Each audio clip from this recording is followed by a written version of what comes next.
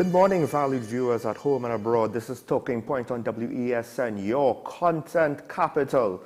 Sean Michael Small here, flying solo to start off the show once again. My co-host can't join me. Of course, he's still my co-host, folks. We are waiting for the day of the return of Keaton Shaw. Hashtag free Keaton Shaw. However, as always, the show must go on. That is the life of a daily talk show. No breaks, except those times when we do take breaks, but it's very rare, but still, technically, no breaks. It's so demanding, I know. But enough about me. Of course, later on in the show, we'll be joined by the good lady herself. Just after she did say that she hoped that Stuart Young would figure out a way, apparently that way was already carved out, passed, and was just waiting to be signed because we got news that the Dragon Gas deal was signed. So she'll be speaking to us further about that and some of the implications that might be, well, coming out of that, unspoken, some questions, some concerns, because we don't necessarily know the details about everything that's going on. So, of course, the government will complain when we speculate, but then we will say, well, you left us no choice. But we'll get into that later. Just before we kick off today, I do want to acknowledge another toddler has died. It's an unfortunate tragedy. It seems like an accident based on reports.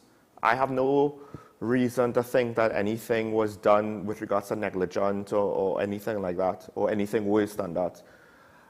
I will, however, take this opportunity to again reiterate maybe what I was trying to say yesterday, and that is to urge caution. The Children's Authority is also urging caution with regards to children's safety. And there's a difference between being overprotective and being cautious. If you want to prevent every flu, every cut, every scrape, every fall, then, that could be overprotective. But then now, when you're dealing with a pot of boiling oil, a big body of water, even as small as a barrel or a tub, there's being cautious. It doesn't matter how smart your child is or how capable you think your child is. Accidents happen, as the grandfather in this case with the toddler who died from burns from hot oil and hot water could attest to. Accidents happen. Let's be mindful of that. They could happen to big people, they could happen to small children, they could happen to toddlers. So that's the duty and responsibility of every adult and older or elder, old-ish child, 17, maybe 16, depending. That's the responsibility. Keep our children safe, because there's no amount of regret that's going to fix when the child is gone. When they're gone, they're gone. You can't take that back. But we'll end that there. Again, I want to reiterate, I have no reason to think that there was any negligence involved with this. It was just an accident. Unfortunately, the consequences were severe. And that should be the lesson that we all take away. Let that family grieve their loss. Let us learn from, it might just be a freak accident, but still, there's a difference in being overprotective and cautious. Don't be afraid of being cautious for situations that could end up with severe consequences. All right, let's kick off this morning's Daily Review.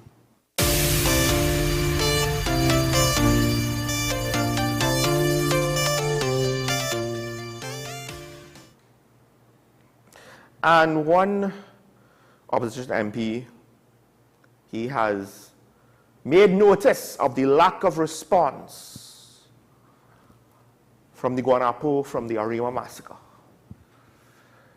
The lack of response, and he said, he asked the questions apparently at a press conference yesterday. It's reported that he said, what is the business community saying about this? What is the different civil rights organizations, faith-based organizations saying about this? I can't help but feel it's because these children were in a particular community. Is it because they are in a lower income working class community? And I would say, well, that's fair. We more or less had that discussion yesterday. And I've had similar, what's the word? exclamations. I've made similar statements because the opposition MP here, Mr. Rudal Munilal, he's a little bit late, in my opinion, because there were other children who were gunned down as part of collateral damage. However, I can appreciate the fact that at least he's willing now, for whatever reason, that I think he's late. And that might just be my perception. At least he's speaking about it now, because this is something that does need to be highlighted. He goes a step further, and it might seem silly. It's very much a temptation to just kind of brush off one of the things that he said last night as just silly talk. But he basically said, Christmas bandits might soon be coming for your Christmas presents. The fact of the matter is, while I don't necessarily think the average family has to worry about somebody breaking in to take their Christmas boxes under the tree, Christmas is coming up, and at times that could mean big money for certain presents. And criminals know this. So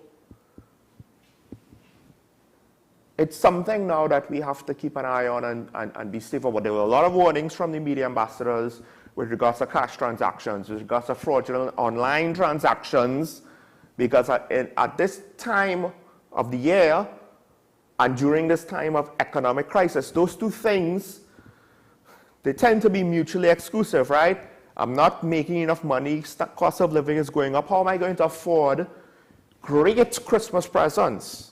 And not all of us are going to be looking to get something fancy or expensive for a loved one for Christmas, but there will be those who, for whatever reason, maybe they feel this year, their loved one deserved it, their child deserved it, or, they just want to do something special for them. There could be a whole host of reasons this year. There will be, of course, every year, some who want to go all out for Christmas. And in these times, you might be looking for a deal. And in pursuing a deal, you might go down a path that would be ringing alarm bells that you usually wouldn't take. And then you might end up looking to buy something in some sketchy area.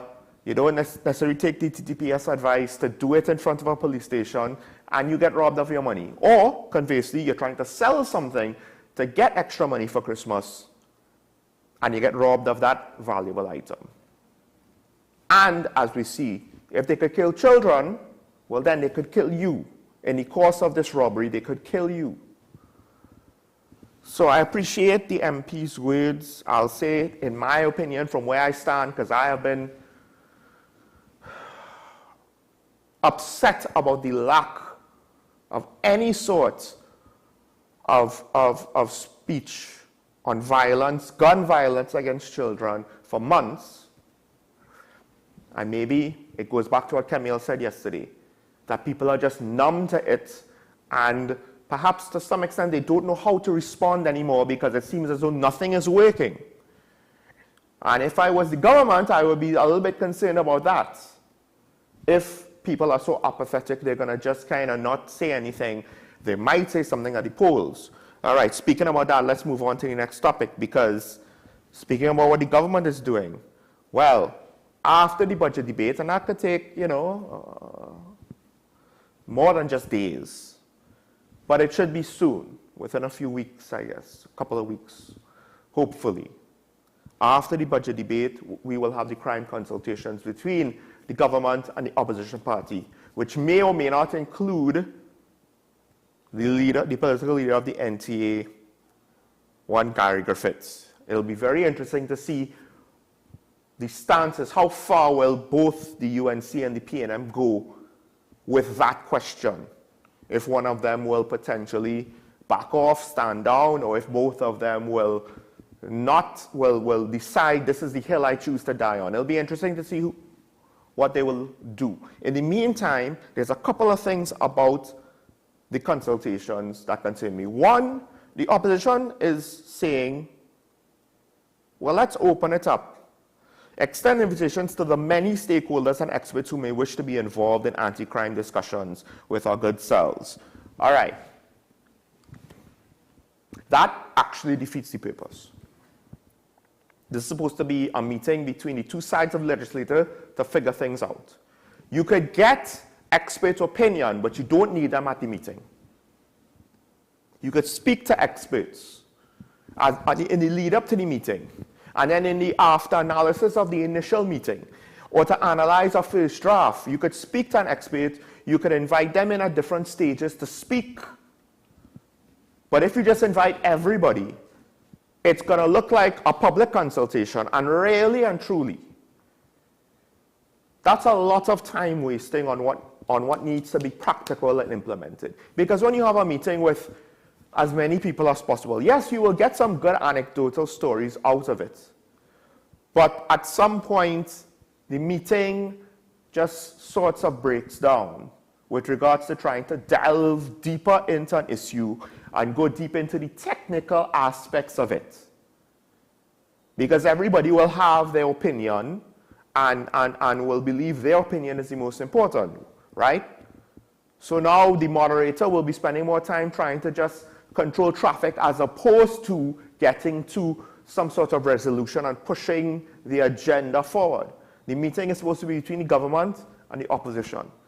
Gary Griffith as a member of the NTA, well, that makes sense in part because we're just considering him and he has experience at multiple levels of those jobs in the national security apparatus.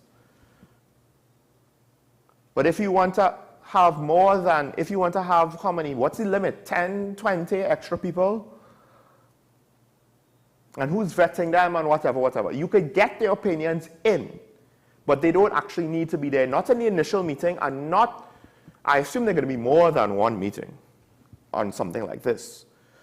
Not for the bulk of it. The bulk of it should just be, listen, we are the elected representatives of the people. We have to ultimately determine the priorities on this problem.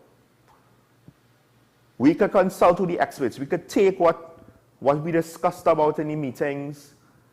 We don't necessarily have to reveal the contents to the experts, but we could ask them, hey, what about this? Hey, what about that? But the meetings are there to set, hopefully, policy. They don't have a vote in setting policy. They don't have a vote in determining policy. And you don't want your meetings to be bogged down. The second thing, before I run out of time, the opposition leader, there's a lot of things that the opposition leader wants to recommend. There's a list in one of the daily newspapers.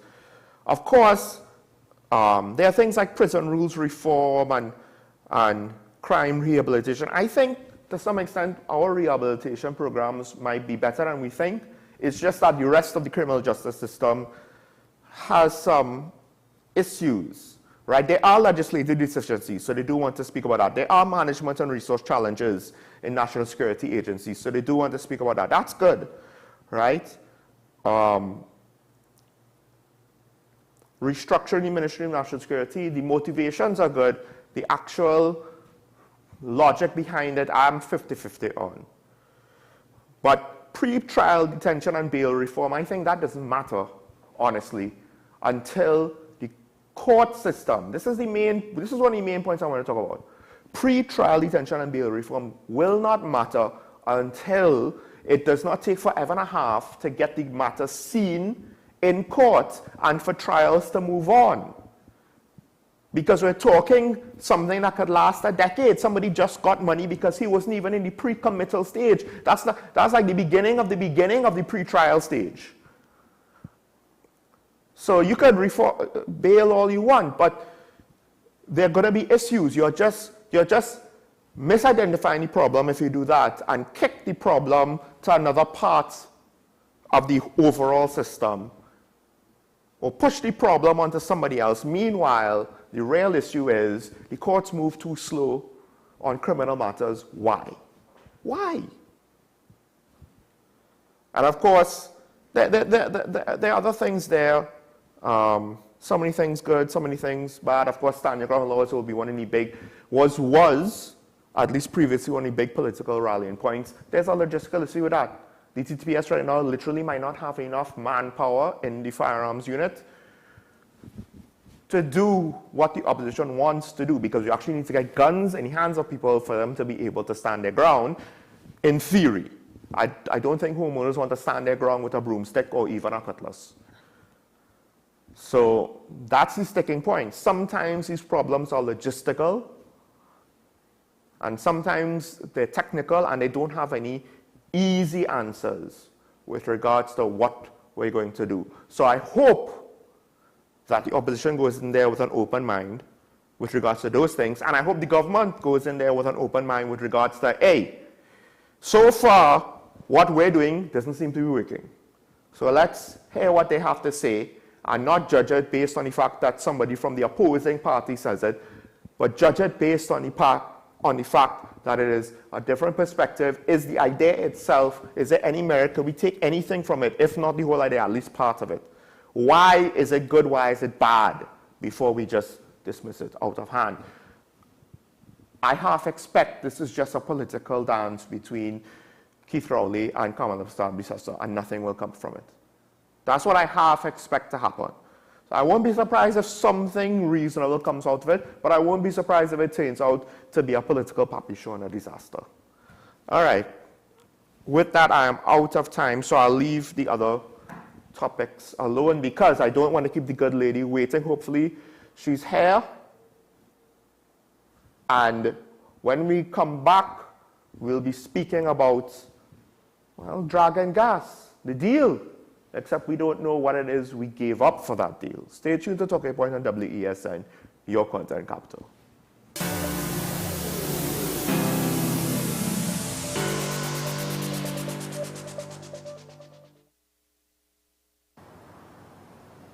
Bill and Ruth fell in love with the Benjamin Moore color Dry Sage, but they tried to match it using another brand's paint.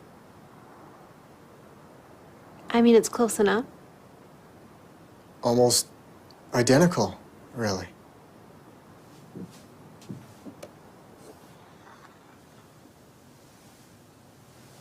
Yeah, there it is.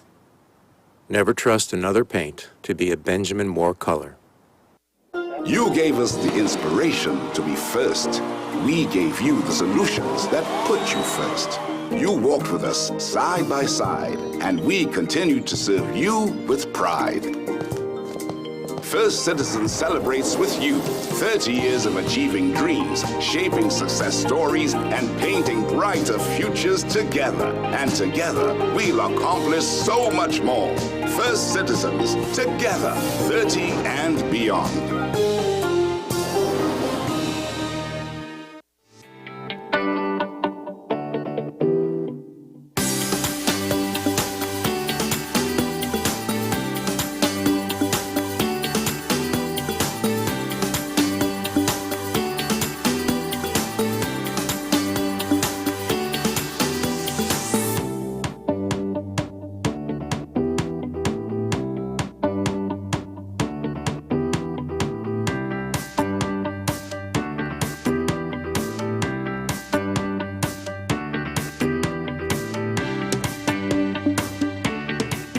Let the Home Store turn your house into a home you love. Get everything you need to give your home that special look and feel. We offer household items, lawn and garden, paint center, hardware, plumbing, lighting and electrical, toys and storage solutions. 5 convenient locations: 6th Avenue Barataria, The Falls at West Mall, Pennywise Plaza Shoguanas, C3 Center Branch and C3 San Fernando. Check out our Facebook page for more information and come visit us today. The Home Store. Turn your house into a home you love. FanZone, your reliable, authentic supplier, has just gotten better. You can now visit our website www.fanzonett.com for your authentic wear and collectibles. The only place where you can use both your Visa debit and credit cards. Visit our website fanzonett.com to make your purchase today. Congratulations to the Nicole Larson Live Show, which received special mention in the Best Magazine Program category at the CBU Caribbean Media Awards in August 2023. On the next episode of Nicole Larson Live, living in victory every day. if you had a choice to go back and be the 18-year-old. Nope. But for most of us, June, we wish we had youth again, at least a little 20 years or 10 years, and you are saying, no, right where I am, this is who I want to be. You ain't going back. You don't want to go back at all. Why? No. I don't want to be 18. Yeah. I don't want to be 35. I don't want to be 50. I love being me because I see the maturity in me that I will look back at and say, you really did that? Like, really? That's the best you could have done? Seriously? Reduce your expenses. You must find a way to cut back on your expenses. Okay, if it means writing down your monthly expenses, you have to do that. And you need to be able to see which ones you need to cut off.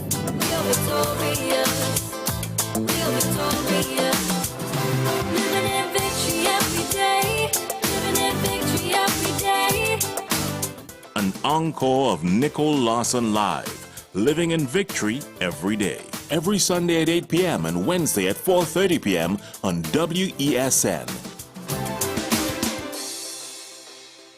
My name is Carl Media, and I'm the founder and the host of Ever Increasing Voice Ministries. Join me every Saturday and Sunday on WESN, this powerful station, at 9 a.m. on Saturdays, 1 p.m. and 7 p.m. nightly. Also on Sundays, I'll be on at 7 a.m., 1 p.m. and 7 p.m. at night time. When you come here, we are getting people heavenly ready.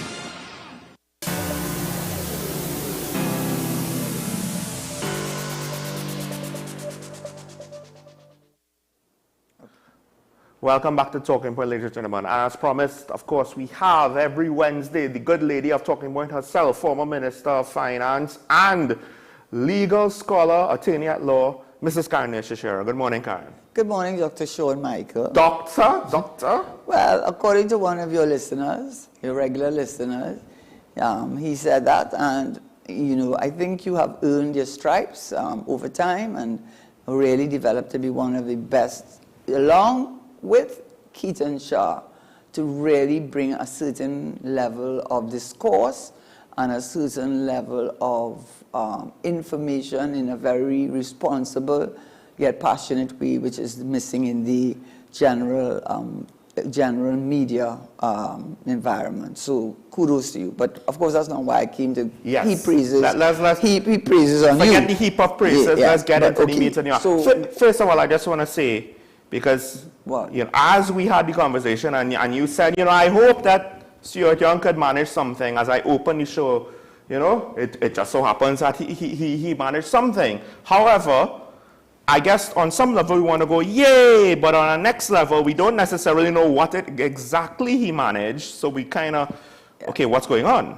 Right. So we're going to do a little bit what CNN does all the time, but I'm revisiting the energy sector. But I'm revisiting the energy sector, and I'm going to confine my time to looking at specific aspects of the energy sector, maybe repeating some things, but I really want to look at the Manatee project, and now, of course, Dragonfly, which are the two major potential suppliers of natural gas, not only for the LNG, but also for the Police's Industrial Estate, which the government of which I call We Are Going To. They're the government of We Are Going To.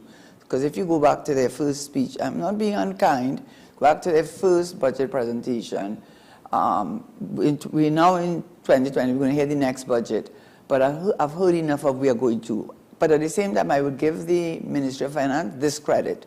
And now I understand that prior, even in my time, you couldn't get the estimates, what the budget division had done on revenue estimates and projections until after the minister had read his budget. And of course, that put people at a disadvantage in being able to comment. That is no longer so. I understand as soon as the budget speech is online, so are all the budget documents that accompany the presentation of the bill, which is not for the public, it's the Appropriation Act that gives the government the ability to fund the next year. So I give them that credit, and the other thing I would give them that credit for, which I found it, you call it serendipity by chance, but it was a good thing, as serendipity is. I was always sort of saying, well, why don't they explain to people the meaning of GDP, real GDP, the process of how you arrive at the budget, the circular? Why don't they tell people all these key things about, the difference between transfers and subsidies. And they did. They broke it down, and I read it, and I thought, all in all, it was a very good effort, and so I give them kudos. I could say one of the things are not things that I would have liked to have seen, but at the same point in time, I will give them credit where credit is due. So, coming to the point, the reason why I returned to the energy sector, last week when I spoke on the energy sector, we were speaking specifically about what was going on with Dragonfield. Now, it isn't so much as people might want to say, hey, she didn't make a lucky guess. She says Stuart Young going to deliver the goods, but it was not. And I want to make it very clear. It was because I was reading what was going on in the geopolitical environment and understood that, for one, Maduro was turning to natural gas in a way that he had never done, that natural gas was not controlled by PDSC, therefore it was privately owned, and therefore they could invite, and he was inviting companies to come and invest. But his investment profile or strategy was one where he would become a stakeholder. You wouldn't just come there and, you had to be a co-investor with him. And that was his plan. And also, too, I did say that he recognized allowing all that, as we had done before Mr. Manning came with the LNG, which people seem to forget. He is the one that brought Atlantic LNG to Trinidad. He is the one that signed the deal with Cabot. He lost the government, but it is his doing. That was his doing. I have to give him that praise. But what I would say is that he started to recognize, of course, that they're saying 53% of the natural gas was being flared when he burned for the oil, and it was turned into methane. They were going to capture it into natural gas. So when I spoke about it last week, it was from that position also that Europe and the Caribbean were coming together and having several very quiet, I won't say behind the doors, but very, low-key meetings, that clearly trying to come to a solution that everybody could live with. So when I spoke last week, it came from a position of following what was going on and seeing that Stuart Young is more than capable. Things were happening. Europe no longer wanted to make itself captive to Russia, which it had done and had gone back to coal. They were piling up the inventory, yes, but they wanted to have a source of natural gas. And Venezuela has trillions of whatever cubic feet of natural gas. So when I saw that, I said, that is where the approach is going to be. And they actually mentioned in the articles Dragonfield. So I just want to put that in perspective. So when I said it on Wednesday, I was not taking what you call those things when you take a pick, when you don't choose the numbers for National Lottery. Right. When you let them give you any numbers, it came from that position. So I finished with that. But why I'm concerned, and I don't want to be rain on anybody's parade, but I think I have to start my concern with Manatee.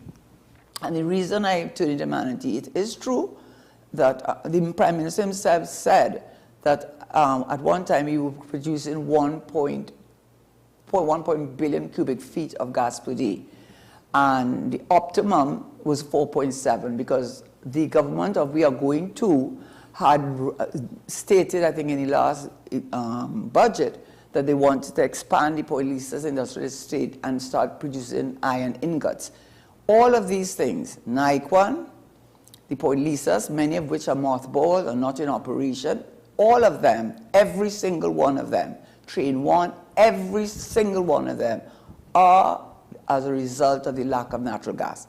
And if you doubt that, just by coincidence, when I looked at the revenue expenditure for last year, I said, if natural gas was trading at $8.80 MMBTU, not so much oil, because we import in oil, I said, how come the revenue is about the same? And the revenue is about the same because the production isn't there. The prices were there, but the production isn't there.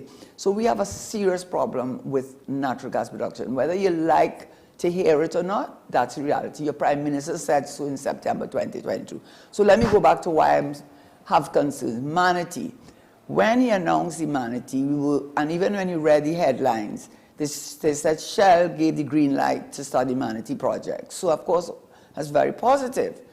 And when you read one of the number one, I won't call his name, but I think he's very well known in the media circles to speaking about, he's very well versed on all matters energy related. And he did write an article on the 23rd of September this year, so that's just a few days ago. So he's very up to date. He's mentioned that the Manatee deal was being spoken about way back in 2019, and for some reason it stalled then. Then it reignited. But this is the key. The key to it is, we think, at least I thought, and I'm sure many of you do think, that he said that the gas would be to the wellhead and be able to be utilized by 2020-24, which is next year. Well, let me tell you, in the article, they have not even gotten the certificate of environmental clearance. They have not even gotten that yet. But worse than that, according to an interview with top people in Shell, who are the ones that invested in this Manatee project, and by the way, Manatee is Lauren Manatee. It's about 11 trillion cubic feet of gas. 10.7 belong on the Venezuelan side. So we only have 2.7. So it's not enough for what we need, because according to the Prime Minister, we need about 4.7 billion per day, and we're not even near to that. And if we want to expand the Point Lisa's industrial estate and go more to LNG, if we want to do that, we're going to need much more gas. So even though we have Colibri, Cassia, Zandoli, and all of these projects, some of which are on stream, some of which are going to be on stream soon, they're just not enough, and neither will be Manatee. But the key thing was that I read was Shell is saying there's something they have to sign, which finally will seal the deal. So they don't have the clearance, and they have not made a firm commitment, according to the article, that they will invest in Manatee. Do you understand what that means? It takes about 4 years to 5 years to bring that gas to the wellhead to be able to monetize it. And look, we are in 2023. So that's Manatee. So if Manatee is in that condition, where they talk about it already, green light given, what say you about Dragonfield? Whilst I may have spoken last week and felt confident there was a deal going to be made, I was confident there was a deal, because it was not just because of Trinidad, it was because of how it was affecting Europe and the Russia thing. I just want to interject there, because there are also reports that China was interested in Venezuelan natural gas. So to America, it's like, well, Europe wants it, China wants it. Right. I can't just have Europe waiting, because China ain't going to take no cues from me. And there's a geopolitical war going on. Yes. You have to understand now, BRICS has expanded by about 8 new members, among whom are Iran, Ethiopia, and, I spoke about some of this, but my concern with the Dragonfield, and that's my real concern, and I don't think it doesn't have some reality in it, because a few years back, when I don't know if it's a Council General Ambassador was speaking, he mentioned, well, of course we want to go ahead with the Dragonfield, but what are we going to do about the migrant situation? We have an accident waiting to happen. You see that issue with the young lady who's lived here for 5 years, and I am not giving my opinion, because I'm not here to give my opinion on that. But here for 5 years until she's a Trinidadian, and Topogonian, Trinbagonian, and the response of the national community regarding that, there is a build-up of resentment of the Venezuelan presence. And this same Prime Minister said a few years back, when they wanted to call these Venezuelan refugees, which he wouldn't, because that would mean Maduro was persecuting these people politically. So he himself said, listen, we don't have the land space. Let them go Canada, let them go America. We don't have the land space. We don't have the land space. Yet they're coming in droves, unregulated, that's one of the problems with the NIS. That's going to the hospital, using the CDAP. We are waiting for an accident. And I suspect, though I do not know, because I'm not in there, but I suspect one of the conditions which Maduro would put to that deal is let them Venezuelans come in here. And we know that Venezuela brings with it a lot of socio-economic and matters of a criminal nature in this country. It's in the papers. So a very senior person, I wouldn't call his name because he didn't give me permission to call his name, but he certainly knew what he was speaking about.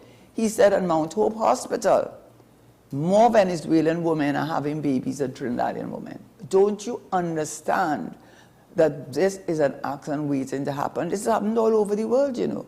When things are not regulated and you allow that flow into a country that cannot afford the flow, because we are, by the way, and this is a fact, World Bank, IMF, and I actually had a guest on yesterday, Dr. Valmiki Arjun. I said, how you all came to the negative 20% growth? I mean, we haven't grown at all. And I did go to the same, I went to one of them, and he went to IMF, I went to World Bank. But when you did, our economy has declined by 20% since 2015. Don't you understand? And when you see that a minister could give us our revenue about the same that he gave back in the last in government, and they had such a windfall in 2021, yet he can't give you a higher revenue take, it means that the special petroleum taxes, the deep water bids are not there. And I want to just say this one thing before I hand it over to you, Show me, because I think for people to understand, for people hopefully, you just understand. Just imagine, at the end of the day, government has a social contract with the people, all the people, not the favored child, not the golden child, but all the people, right? Like a family, like a father with 10 children. Now, if that father is running a business, and the nature of his business is boom and bust, let's say he's selling bicycles, and he doesn't set the price of the bicycles, he has no control over it. 1 year bicycles selling, whoop, going through the window. Man, the children having a good time, everything good and good in the country, which is we, the people of Trinidad and Tobago. Next year, bust, gone down to $2. No money, and you didn't do a proper savings. Isn't it going to occur to you at some point in time, as it did Mauritius and Dubai and Ireland and so many other countries, that you've got to find other avenues for foreign exchange earnings? Doesn't it not occur to you? We are in a position right now that even if the Manatee deal does come through at some point, we're looking at least 4 or 5 years. Dragonfield, I don't know exactly what the plan is. Maybe they're going to build an LNG platform. Right. And get around the Shell pipeline. I think so. They might get around that Shell pipeline issue. I think they're still going to do the Shell pipeline. I think that is still in the cards. Well, if they're going to do the Shell pipeline, let me just say this. To Hibiscus. To Hibiscus, which is then, it turns out to NGC, which owns all the pipelines underwater. The reason that is a questionable thing is because the condition that Biden has put on it is not so much no money, goods and kind, provisional permission, which no Shell shareholder is going to feel too happy about that when they have many other choices all over the world to get their gas, right? But the key thing is Biden is sticking to free and fair elections. I cannot see Maduro, I might be wrong, but I cannot see Maduro agreeing to what America considers to be free and fair elections, given that his main contender is a lady called last name Manchado, has been barred from taking part. I cannot see him giving up control of Venezuela. And if that is the condition under which Shell can build that pipeline, if I'm a Shell shareholder and I have other options, I would go with the Manatee because that's outside the control of the United States, and and it's also natural gas, so it's not part of PDVSA. But I am not sure. I think they might build a platform in Venezuela, take the gas in the ships, which you have to get the guru, Julian. He's the guru. And many countries did that because LNG is getting big money now. Yes, right? It is. And we know about building platform and we know about building ships, right?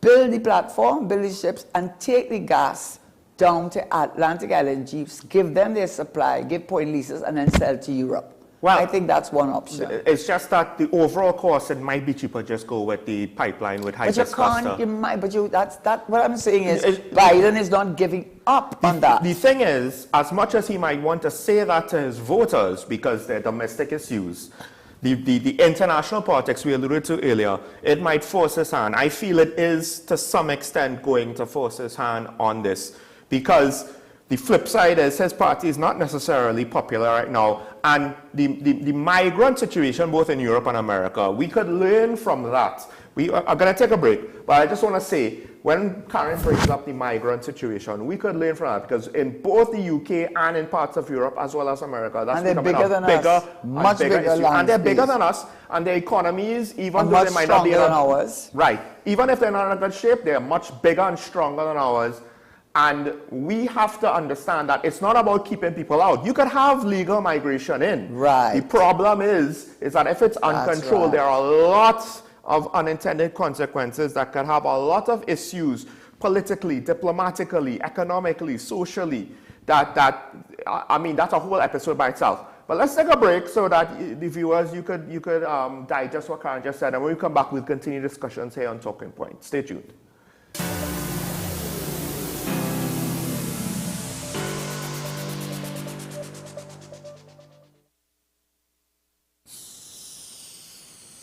If these walls could talk, they'd cry uncle.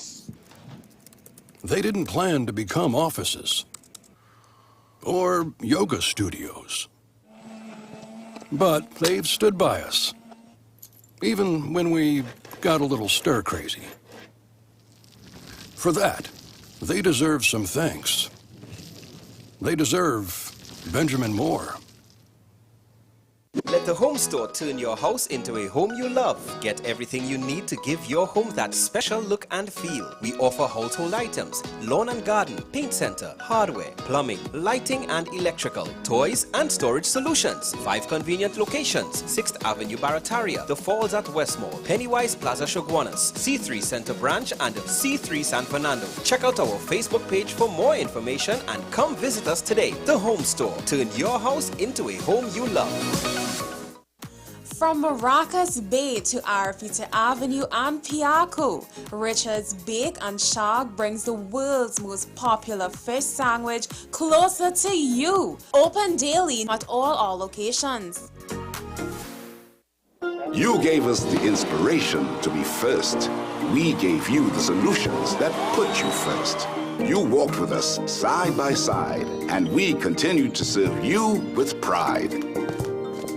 First Citizen celebrates with you 30 years of achieving dreams, shaping success stories, and painting brighter futures together. And together, we'll accomplish so much more.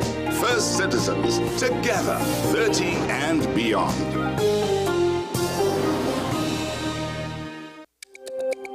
Every word, every line, every paragraph depicts a real moment in someone's life. A father, a sister, a mother, a brother. We at Newsday are dedicated to you, the people, and through independent, unwavering journalism, strive to always bring your stories to life. Because your stories are more than just words. Newsday, independent and credible.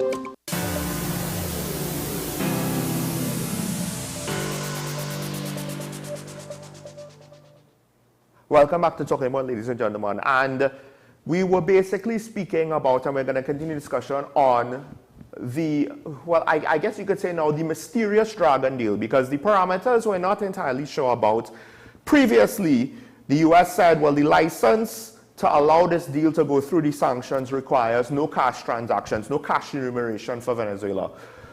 I have read some things that said maybe they might not be strictly adhering to that anymore, but to say that I know exactly what's going on would be overstating it, to say the least. However, what does seem to be the case is that this part of the world, Venezuela, Trinidad, Guyana, has become a very important energy mini region, you could say, that has a lot of political ramifications. China is looking to here to some extent. Europe is looking to here. America, of course, is looking to here. It's not as though that we're going to solve the energy problems of the world, but energy problems are so dire that every little bit counts. So even Trinidad is part of this equation. And Karen, you have a lot more concerns with regards to, well, how things are going on with Venezuela and their politics. Okay, and you see the reason why I keep stressing, and I hope the listener is saying that this is what I'm saying. I have no doubt that Biden may ease up on his whole thing about not allowing, because it is almost like is a humanitarian crisis, you know, punishing the people of Venezuela, trying to push out Maduro. But you have to understand that the relationship between Venezuela and the United States goes back decades, and it's not a good one. They have always never wanted a government that is seen to be socialist and not aligned to America's interests, because they have the largest supply of crude oil. And remember, every day is a new day in politics. And whilst we're talking about green energy and carbon emissions, it hasn't happened yet. But what that I have read, and what is the sticking point, which is why I question whether they will ease up on PDVSA, which is state-owned, because they said maximum pressure. They said when they had that whole uprising and hundreds of thousands of people march in the streets, which they allege that the United States was behind it, because they do have a history of being behind uprisings. So it's not unfair to say that is true. And then America, as many of the rest of the world, suddenly saying Guaido is the president of Venezuela. What they reported is that even with the maximum pressure that they put on Venezuela, the SWIFT, you know, SWIFT is the code that you use, I know, when you want to transfer money from one country to another. They shut down their SWIFT code, shut down their access to Colombia, which was a major trading partner. And what they're saying is, even with all that pressure they put on Maduro, the army stayed with him. And the army stayed, which was key, because in all of these Central American countries, Latin American countries, military dictatorships are often be the way that they resolve political challenges. And with all of that, it was a lesson in a way that said the army stayed with him. So it didn't work. And then after a while, Guaido lost his control of the legislature, and nobody talked, when he called him. So the point is this, my point is this: Biden, as United States, wants Maduro out, because they want a more friendly president with whom they can do business, whether it's to tap into their crude oil and now their natural gas or whatever. And so I do not think that Maduro is going to give way to that, and which is part of the reason. Whilst we are speaking, Iran, which has joined the BRICS, is rehabilitating the largest refinery in Venezuela as we speak. But Maduro understands that money is money. Now, they did have a pipeline of natural gas that took natural gas to the Venezuelan shoreline, but it was for domestic use only, and it has proven not to be enough. But the key is, natural gas is not state-owned and it's not part of PDVSA, and as a result of which, countries can come in there and make investments. Now, people have said, I have been told, that one of the concerns with companies willing to come in is because, as they say, the level, so it is alleged, I'm just saying what I was told from someone who should know, they're afraid of the level of corruption, how much money has to pass. But corruption comes in various iterations, so I don't know about how much I'll put to that. So what I will say is, it seems to me that Maduro has not abandoned the oil. He has not abandoned the oil. He's finding ways around it with Biden. He's not going to give in to what Biden wants, because he does not. He is going to stay as the leader. He won, after all the pressure they put on him, he's still there. He's still there, so they understand that. It reminds me of the Bay of Pigs invasion, which Dr. Shaw may not have been alive then, but it was the greatest international embarrassment for John F. Kennedy, because he was sure that if they came into this Bay of Pigs in Cuba, that the people of Cuba would come up and have an uprising against Castro, and the opposite happened, because there was the belief in his leadership. So whatever you want to say, Maduro still has the larger percentage of the people, whether it's because of Chavez, whether it is whatever it is, in Maduro. So my take on it is that he understands, whilst he's trying to fix the oil situation so that he does not have to be subject to the pressures of the United States that he's going in natural gas way. And he's going into Congress, which is why last week I did say what I did say. And kudos to him. But it was something, if you were reading what was going on in the geopolitical world, you would have realized that was in the making. No, but still, I give him credit. Now, the terms. I just believe one of the terms is, grammar, is letting Venezuelans unregulated come on shores. Because one of the major problems that we have in this country, and no one can doubt it, is the transportation of guns and drugs from Colombia, Venezuela, through to Trinidad. We're not here to talk about that today, but I am just saying, why don't they go Guyana? Guyana has a GDP through the roof. No country has the GDP that Guyana has. Guyana has land space that they can't even begin to use. Rupununi Savannah, they have land they can't even begin to use. And they have a population of 800,000 people. Guyana is on the next to them. Go Guyana. Stop fighting them with the arbitral award and trying to take 2/3 of their land from a CARICOM country. And we, as Trinidad and Tobago, not siding with Guyana, a CARICOM English-speaking country, which I understand, by the way, quickly, is that India, I was subject to correction, Estonia was who was going to help us with digitalization. But the price they were quoting was a bit high. We don't have money. Right? That's why we went back out with the bond. And by the way, I just want to say this. I know I'm going tangentially, but I have to say this. You know, sometimes I think when the minister says why Standard & Poor's and Fitch and all these people still rate our sovereign bonds fairly well, he says it's a combination of the HSF and the foreign exchange reserves. So is he using, and he said we didn't put a cent into the HSF. HSF recovered because the recovery in the United States, because we invest in the United States.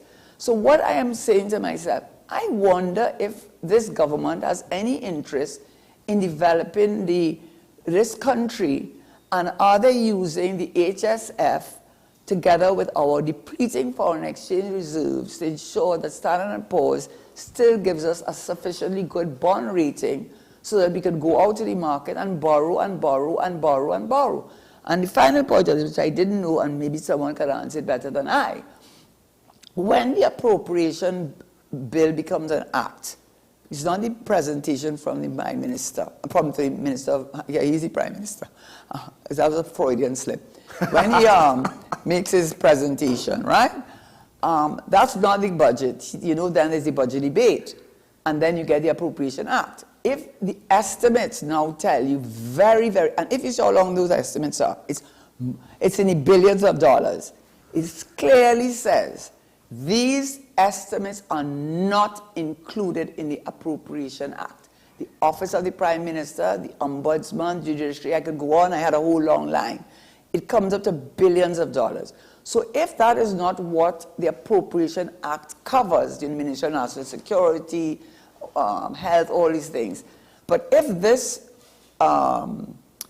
estimate is not included in Appropriation Act, where is the money coming from to fund billions of dollars of worth of expenditure that the government is taking on? So to me, I think, this is my personal opinion, they have done nothing to grow the economy.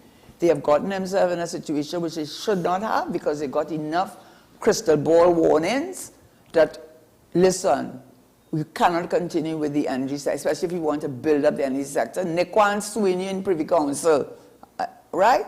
You know things bad. The Prime Minister come out and said we're in a dire consequence. He said it himself. What else you want to hear? So for the next 8 years, or 7, 8 years, what are we going to do? Are we going to continue to go out to the market and have to raise the coupon rate, which is the interest rate? Because if you want people to take your bonds to build something or to invest or pay off some bills, then you're going to have to pay a higher interest rate, which you had to do. And the last thing on it, which is what was the thing where I did congratulate the Ministry of Finance. My understanding, they put out all the documents the same day, at the same time. I would like them to tell me what is the expenditure on personnel, meaning on the staff of the public sector and the state enterprise. I want to see that figure. The total? I want to see the total, because one of his arguments, and this is the thing I don't like, but he does it all the time. He goes back to the worst year and to say how good now is. Oh, stop doing that. I mean, how many times you go down in every budget and then saying, we are offering 4%, they ask for 19%. You know they dropped the 19%. And then you go and calculate things on using 19% and then talk about the back pay. They say they'll bust Trinidad. So we have back pay. I want to know how much Trinidad and Tobago owes. Because what they say, which is WASA, TNTech, all of these public sector, this is a fact, they said it about Petrotrin. They use these things as a means for political patronage. Yep. Right? So, so not for commercial gain, political patronage. I want you to give me the list of what you're spending on personnel. And how many people? Yeah. And how many people? And the wages. And I want you to give me how many and the wages. And I want, and including WASA, which it says overstaffed, they've been saying that for years, by 2000. Pandey got rid of 2000 because apparently when he went to whoever, the LNA agency, they made that condition. And the best your last dollar, Mr. IDB has told Mr. Mark, Minister of Public Utilities, he's not getting all them tranches. It's 3 tranches.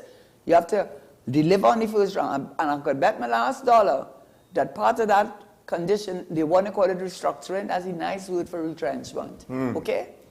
Well, a lot of implications Karen has brought up. One of the things is how much support will we be able to give, or we're willing to give Guyana with their territorial dispute with Venezuela, when we're trying to make deals with Venezuela, when we're also now trying to have deals, you know, do have diplomatic relations with America and diplomatic relations with China. It's a web, and we don't even know what Europe's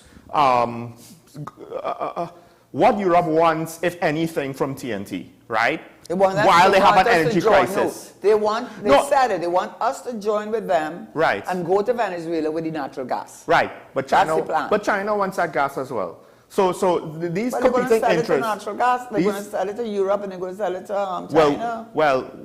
The question is, do they have enough for everybody? There's trillions of cubic feet, so I understand. But, anyway, but my thing is, though, that as Karen brought up, are we going to leave a CARICOM member, maybe not necessarily, you know, out on their own in cold, but at least not to the level of support, of diplomatic and political support that they have we a big should. army, you know. Venezuela. Venezuela. Exactly. And you know, although I think if they try to use the army in the territorial dispute, that will give America an excuse. An excuse. But how, you know what I don't understand? When when Trump said in Georgia the machines were rigged, and he said, why the rest of the world didn't go and invade America and say you do not have free and fair elections? Why no other Because they discount the message. Because they fight their wars by proxy. And they choose the wars that they fight by proxy because it has a benefit America, which I don't have against America. America, every country, let's get it real. Every country takes care of its people. I understand that.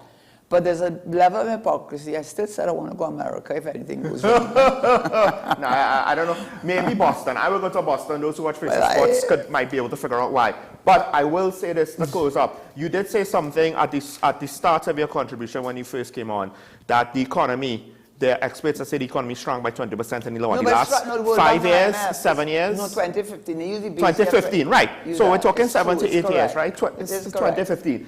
I kept saying, every time the Minister of Finance says, well, the economy grew. I'm like, grew from what? No, it didn't. Right? Yeah, exactly. Yeah, it grew from last year. Which was so but bad. we're down. The point is we're in the hole, you know. When you add 1 to 0, that's growth by an exaggerated amount. The World Bank said, the last I went and looked at it, no, I will be subject to be corrected. I asked when they see how many countries they were looking at. 178 countries. Now, either we are 133 or 144 of the worst performing economies in the world. And by the way, you know all up there? St. Lucia, Barbados, St. Vincent, everybody ahead of us. They have stability. No, they don't have stability. They have growth. Well, they have No, growth. they were looking at it from they were looking at it from growth. Right. They were looking at it from growth. The thing is, to put it in perspective, the So 20% shrinkage is 20% of what we were up here. Right? Whereas the 3% growth or the 2% growth to our GDP is when it shrunk and is now down here. Yeah. 20% loss of a bigger number cannot be made up 20%. by a 3% growth of a smaller number. Right? So we have callers already? All right, folks, so we're not going to take a break. We'll go straight into it. Let's put up the phone lines for those who don't have the numbers. We have a caller from Digger Martin already. Good morning, caller. Hi, you all. Sean and Karen, thanks. Morning. Good morning. I have not seen the show, but Sean, I just remember yesterday I told you I would talk about the little boy, Damari. Right.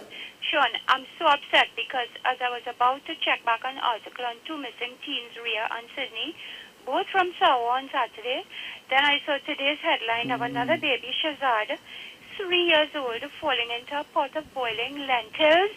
Seriously? So this is right after Damari. A few weeks ago, a baby swallowed a chenet seed. I mean, the people are in grief, and I do not want to be judgmental, but in both cases, relatives said there were adults present, but an adult saw Damari's body after. He should not have been in the pool in the first place.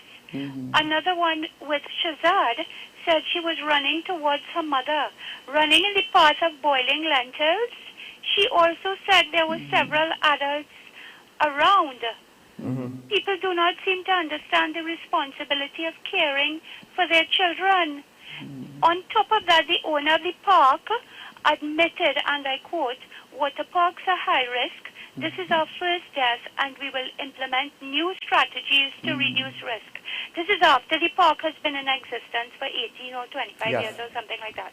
So he didn't know that before. And of course, there's reliable OSHA, because the OSH Act says there are actually no specific regulations for pool safety.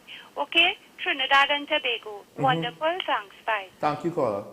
I mean, listen, I understand that, and at the end of the day, to me, the liability is a separate thing. You know, if the business is at fault, you know, okay, they'll have to face whatever consequences. Everything, the channel, the peas, right, all the incidents. But I think ultimately, as if I had children, I don't care who's to blame after the fact. So that's why I'm warning people. Don't worry about don't have the proper things in place or whatever. You're going to a pool, know the risks right now. How many pools, public pools in this country has lifeguards? Know the risks before you go in, because blaming after the fact is not going to bring your child back to life. And I will just say something. We have to be careful to not judge. Yes. We have to be careful. I know it looks bad, and everything you said there looks bad, and so it looks like there must be some level of accountability somewhere. But I had that discussion this morning about the little child. Before I came here, I saw it. I said, oh my God, another child. And I just said to myself, but you know, I'm not going to pass judgment. But it does not look good. And certainly, I just said a little thing. I wouldn't let my children eat channel when they were small. My husband would say, let them eat. I said, no, channel will stick in their throat. Yeah, there's a difference between overprotectiveness and caution. But we're not here to judge. We're not here to judge the families. We're here to try to warn people. Listen, these things can happen. Don't think that it won't happen to you. We have a next caller on the line. Sorry, caller, for keeping you waiting. Good morning, caller. Good morning, Sean. Morning, Karen. San Fernando, morning. Karen, I heard you when in the beginning of your discourse, you talked about the Lauren Manatee seal and the CEC that they have not been issued. And I would like you to, after my contribution, I would like you to expand on what you're speaking about when you said the CEC, because if that is the only issue, if it's a CEC for the pipeline, or the extension of the pipeline to come into the system, what is the CEC for? Because as far as I know, when Shell bought, in 2017, when Shell bought the assets of Chevron, for both sides of that, in both the Venezuelan assets and the Trinidad assets, they basically wanted that field. Because that's it. They wanted nothing else but that, and they have it. Okay. Now, the other thing is, you spoke about, okay, well, we know about the minister shouting up and down the place, trying to get this Venezuela deal on. Remember when the Trinidad government when we went to the U.S. to get a waiver. In that waiver, for us to negotiate with Venezuela for the dragon field, for the dragon gas. In that waiver, I have not up to now, and I want to find out if you have seen it or if Sean has seen it, because all those sanctions are issued by the Office of Foreign Asset Control of the State Department. And I have not seen on that website, because I have perused that website on many occasions looking for that particular document. I have seen all other stuff dealing with Venezuela, even with the Chevron issue, with the waiver Chevron has gotten and all of that. And I have not seen that document for Trinidad and Tobago arrangement that they have given us that waiver with Venezuela. I have not seen that on the website at all. So I want to know if you have seen it, because some things are missed inside there. Is it deliberately not putting it up? Right. Because there's in the geopolitical space, there are other negotiations going on. Right. So let me answer you very quickly. One other thing. Very quickly, because we have other callers. We have other callers. And I just want to answer with humanity. The reason I mentioned humanity. I want to know, oh my Lord, if the Trinidad and Tobago government is being unfair to the population, because our backs are against our wall, and what are they to do now because we are in the position that we are in? I'd like your comments on that. Okay, thank you. So I gave the example of a person who owned a bicycle shop, you know, the bicycle thing, and I said, you're going to sit down there and continue to sell bicycles, or you're going to try and look at other avenues to make sure that your children don't starve. And I said the government has been very responsible in not doing that, and I gave examples of countries who saw the writing on the wall and did something. Coming back to the manatee, the issue with the manatee, if I can think, is this divided between law? It was supposed to be law and manatee, one thing. Then, however it broke down, it became just manatee. What I said is, if it is that we have been reading headlines and coming from the mouth of the Prime Minister, that the manatee was going to be to the wellhead and be able to be monetized as of 2024. The article I read on the 23rd of September for one of the most respected persons, I don't want to call his name, but I call him, is Curtis Williams. He's very well respected in the field of the energy sector, and so he has information. He said that the manatee, they not only have they got the environmental clearance, which Shell is going to have to insist on. They're not Trinidad, this is Shell. They're not going to, the shareholders are not going to allow them to sideline that. And the more important thing he said was from the top of the Shell, maybe international, there's a document that you have to sign which says that you are definitely going to do this. Now, if you are hearing this last week, and you heard a Prime Minister tell you that Manatee was going to be giving you gas in 2024, and now you read last week, they don't even have the environmental certificate, and Shell has not made a final decision, then you know we're in real trouble. Because then if that's the problem with Manatee that seems so promising, what are you going to say about Dragonfield? I already said last week, you must have listened last week, I did say that I think something's going to happen. My concern with the Dragonfield, and I'm going to hold to that, is that I am very concerned that one of the conditions is that we have to allow the migrant flow, unregulated migrant flow, out of Venezuela into our tiny country, which brings with it guns, drugs, and prostitution. And that is no question about that.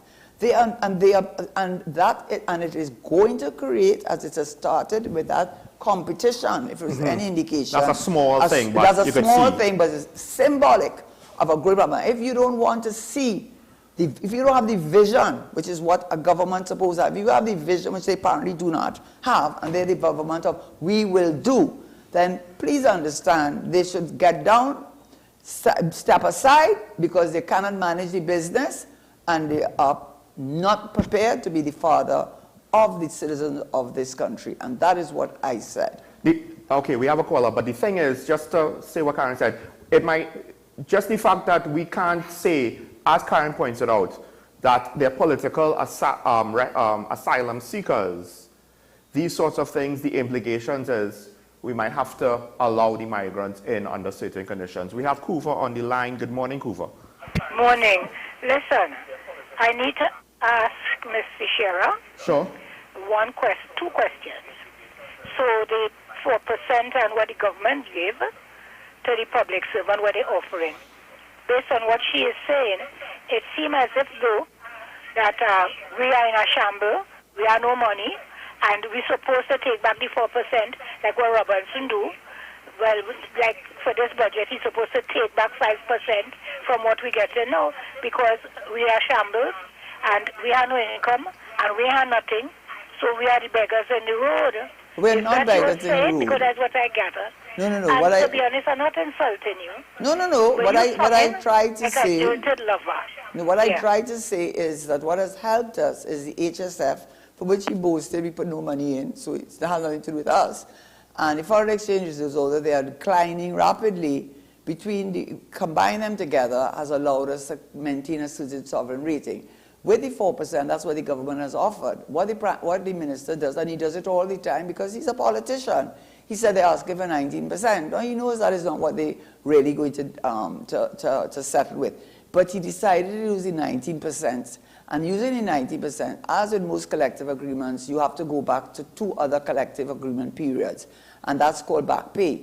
So he painted the worst case scenario. So what I was trying to say is if he's saying that we'll always be bankrupt, it's 2 things. One, I don't think it was right for him to use the 90% because he knows that's not accurate. But then what he's also saying is that how many people working in the public service or state-owned enterprises that you feel that we could get bankrupt? So maybe it is true that we should not have, like as in WASA, they use that always as an example, we have too many public servants duplicating our work because, as I said about Petrotrin in the GSC report, is that Petrotrin is not only a commercial enterprise, it's a social enterprise. You can use the other word, a political enterprise.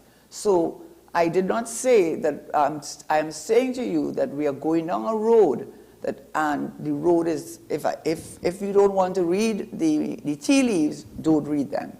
The thing is, the 4% is the concession to that fact, right? That's the justification for just 4% because things are so bad. So I don't think they're going to look to take money out of the public sector's wages, but at the end of the day, it's politics. It's not going to be popular. So they wanted to give something, but they couldn't give what was asked for. And I want to just say, the number of persons that's working between state and the private thing is thousands of people. Yes. You don't want a social crisis in this country. Yeah, and that is what we do not need in this country. It's not as though we could just retrench all redundant workers. So we have, that'll cause a big problem. We have Claxton B on the line. Good morning, caller.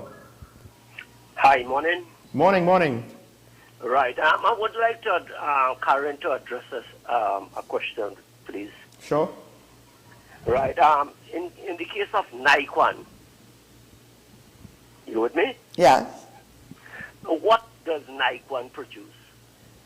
Nikon was doing what exactly Malcolm Jones with the gas to liquid project that they abandoned because the other partner, WGTL, didn't stand up to their side of the bargain.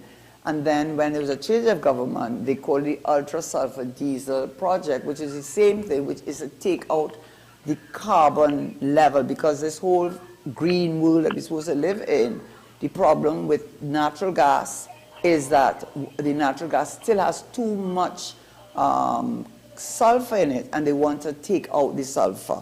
So they want to do that. They want to take it out the sulfur, out of the natural gas. Yeah. For 2 reasons. One, to reach the international standards so they can sell it to an international market.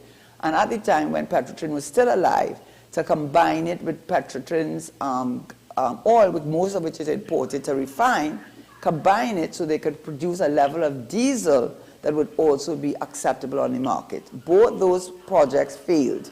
There are 27 plants on the Petrotrin compound, many of which are 100 years old, but many of which are in good working order. Nikon, when they call it scrap metal, I don't think that was a fair assessment, but that is what they did. And at that time, the government, which is Petrotrin, which is state-owned, sold that structure, which was apparently in a good order. It was the technical side that was not working, for $10 million and bought $19 million US worth of preference shares. What I would like to ask you. It failed because they did not get the natural gas, and they did not get the company, this special company they formed, was not providing natural gas because they owed them over now 20 million US for which they had not paid. And they said, we're not giving you any more natural gas until you pay us. And that is where everything broke down. And then the investors, who they wanted now to still invest, you had two incidents, the explosion and a massive worker dying the day after they reopened. There's no confidence in NIQUAN. NIQUAN is in trouble, and NIQUAN is taking the government, that is Petrotrin, to court to force Petrotrin to give them the gas that they were promised. And the government is saying, how are we giving you that gas when you owe us 20 million US, which you have not paid for? 21. It's 21 million now, so, US, that you owe us and have not paid us. And all these persons who have invested, Republic Bank, GMB, Massey, everybody who put money into your investment, it is now failing, and you can't raise a bond in the international market because nobody has confidence in your project. And that's where NIQUAN is now. So that's where they are. Caller, you still there? Yes. What I would like to ask you. You with me? Yes. If they produce diesel, why is NIQUAN owing nearly, I saw in a statement they was owing so much $1 million for diesel? Ask the government. Because so sweet. Let me tell you what I think. You want to know my opinion? They're not making revenue because the accidents shut them down. You want to know what I really think? You know what I really, really, really think? That was a sweetheart deal. You know, back in the days in industrial at the ISA, they used to talk about unions and this. Those terms and conditions that they gave, saying scrap metal and all of this nonsense, and then set up a small company to give them the gas, which people say it is really not coming from the minister's portion, but it's coming from NGC. No, but now they said it's coming from the minister's portion. Okay, so even it's coming from the minister's portion, 0.8%. But whatever it is a good thing for Trinidad to have its own thing, something born out of Trinidad, no question. But I have no question in my mind that the terms and conditions were far too preferential. And now we pay the price. What caller? Why are we not using the diesel? No, I don't think it's diesel. It's not diesel. It's not diesel. That was my mistake. It's liquid. So it's a liquid gas, but I don't know exactly what type of gas it is. What they do is there's something called cracking. There's a terminology, they use a technical term. And what they do with the natural gas, they go through a process, and I can't remember, it's cracking something. And that thing changes the gas to liquid. And that then gets rid of the sulfur. And that allows us to enter into the green world and allow them to sell and make Trinidad and Tobago a very important center for foreign direct investment, because we have succeeded in turning gas to liquid. And that is the hope that went behind the NIQUAN, that went behind the gas to liquid, that went behind the ultra sulfur diesel project. That's behind I assume it's like a liquid natural gas product. It's a small plant. Taking out the sulfur. But because the bill is only 20 million, 21 million. But the thing is, the two accidents has impacted their operations tremendously. And they can't come back online, in part because the minister doesn't want them to come back online with the investigation on the last accident. We have a call on the line from other things that we don't know about. We have a call on the line from Shagonas. Good morning, caller. Good day, lady and gent. Good day, good day. We hear all this thing about this gas to liquid plant. And why I believe it is scrap metal. It was set up in America. And it couldn't work over it. And that is when Malcolm Jones made this deal to bring it here at an exorbitant figure. When that went to the Ministry of Energy, the permanent secretary in the Ministry of Energy, one of our top petroleum engineers who lectures in UWI on petroleum engineering, objected and said this thing cannot work. he was transferred to the Ministry of Works. What you sending a petroleum engineer to the Ministry of Works to do? And that thing never worked for that reason. It was scrap metal. I think that's a simplification of the matter. Because the WGTL was a United States company, and Petrotrin went to arbitration in London, and they won on both ends. They won on the end that US WGTL did not do what they were supposed to do, and when WGTL tried to sue Petrotrin, to their chagrin, because they were trying to get after Malcolm Jones, because there was a change in government, they said that US WGTL owed Petrotrin a lot of money, including they had to pay costs. So the technical expertise they said they had, they did not have. Caller? Yes? Anything else, my statement. I said the permanent secretary, Andrew Jupiter, who is one of our top petroleum people, showed that it was clearly not working. Well, and we still decided to go ahead with it. And then the government... That's politics, my dear. Things go on behind the scene, you and I don't know, okay? So, you know, you looking at it from the outside, there may have been considerations, so why that maybe he was not on board. And you can't have I don't know. But if you don't have somebody on board, and a PS is a very powerful person, he's the head of the public servants of that ministry, and he could frustrate you in achieving your objectives. I know I did not have that experience, by the way. I had an excellent relationship with my permanent secretary. But what I'm saying is they have the ability to frustrate you. So if they felt that he wasn't on board, then what do? You're going to let one person frustrate a project? Caller? Caller, what's the last comment? I don't understand what that has to do with what I see. No, well... I said... Yeah. It was set up in America. It wasn't working there. They make a deal to bring it here. When the permanent secretary, one of our top petroleum engineers, pointed out it cannot work, they moved it to the Ministry of Works. And since then, it never worked. They said the same thing about LNG. When Mr. Manning said the first LNG they will bring to the Western Hemisphere in 28 years, his own ministers, his own technical advisors, did not support him. But thank God he had a vision. He listened to himself and signed the deal. And today, thank God for that, although things are not as good as it should be. So don't, you know... Caller, I'm just going to have to say this is a difference of opinion. Yes, you know what I mean? You know, and sorry, what was the last one? And all these stupidity. Well, caller, anyway, thank you. Okay, I'm gonna have to end this here because we're out of time. Thanks for the call. I'm just gonna say I think this is a difference of opinion with regards to how the chain of events unfolded and whose opinion was objective versus subjective. So I'll leave it there on that. We have the last caller from San Fernando. We're almost out of time, but we'll take this call. San Fernando, you're on the line. Good morning. Karen, you didn't answer my question on if you have seen that waiver document, sanction document for that. No, no. And quickly, the professor said he believes that is scrap metal. That is a scrap metal plant, and I have to agree with him in some instances with that. And I'm saying this from knowing, because part of that plant, that GTL plant, the boiler, it's a massive unit for that plant that was brought in.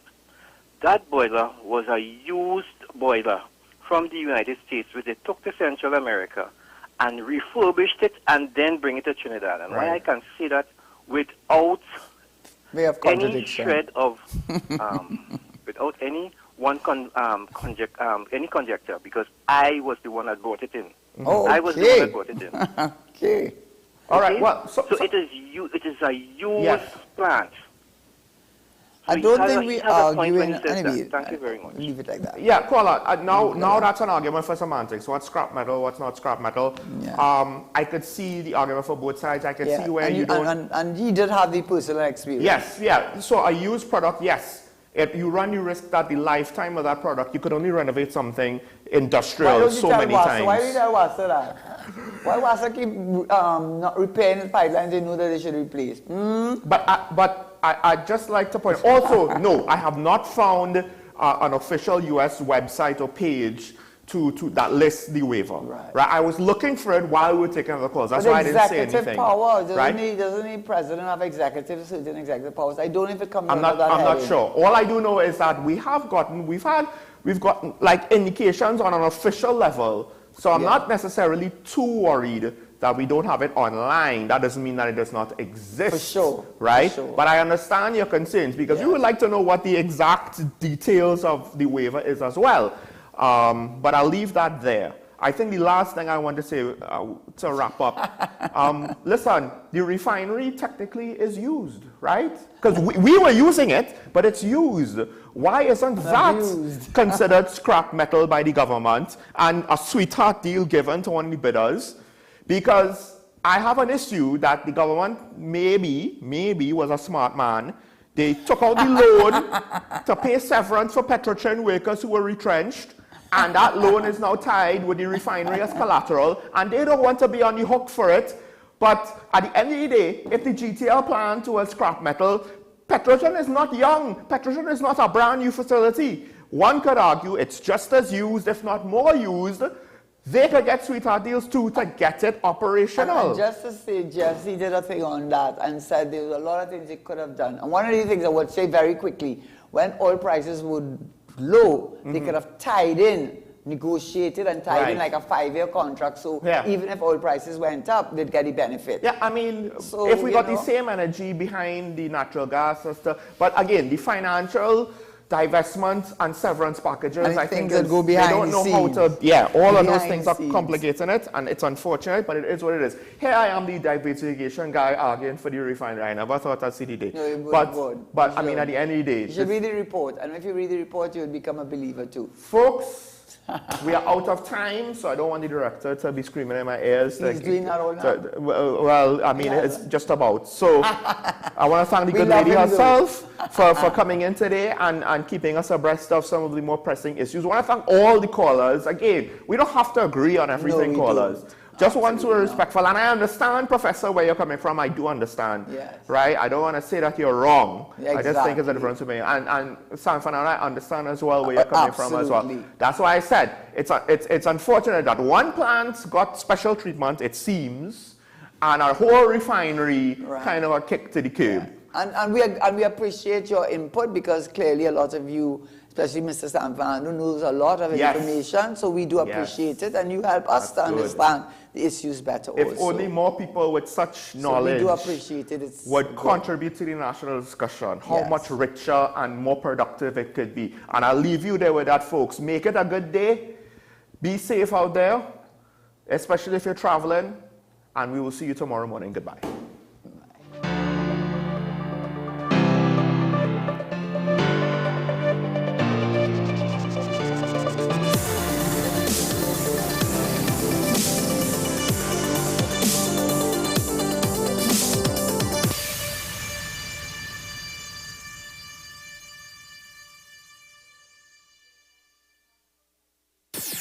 WESN.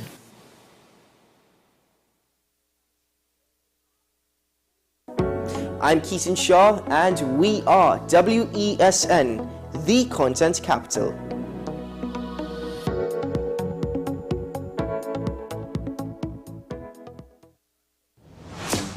Is it politics? What is it? Is it that nobody cares about sports? The kind of support that sport used to get in the past is no longer here. The thing is, taking a knee doesn't mean that that's the only thing you're doing on it. Right. Taking a knee along with other stuff. Samantha, what are you looking forward to when you return home to Trinidad and Tobago after winning the title? Thank you very much for speaking it into existence. Is there no pressure on Nicholas Ball? It makes me more motivated to work hard and to go out there and rep the red, white and black. Why are we sending a team to the Winter Olympics? There are a number of Trinbagonians who are in the diaspora and have grown up in winter sport. It's an opportunity that the Trinidad and Tobago Olympic Committee will not close the door. I also believe in the players that we have. Once you can motivate the players, you can get the best out of them.